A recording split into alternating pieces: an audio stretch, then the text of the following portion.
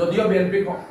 আমরা ক্ষমতায় নাই, কিন্তু এই সরকারের আমলেও আমরা বিভিন্ন পর্যায়ে সরকারের উচ্চ মহলে আমরা যোগাযোগের মাধ্যমে আমাদের সিনিয়র নেতৃবৃন্দ এবং আমি ফিজিক্যালি সহ প্রত্যেক জায়গায় আমরা চেষ্টা করে যাচ্ছি যাতে অনতি বিলম্বে এই সুরমা কুশিয়ারা বেষ্টিত অঞ্চলকে ডাইকের যে সমস্যা, যাতে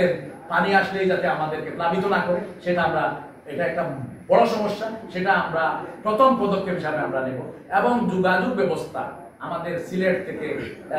জকিগঞ্জে আসতে অনেক সময় লাগে। এই যে মূল সমস্যাগুলা, বিশেষ করে শেওলা জকিগঞ্জের রোড, যেটা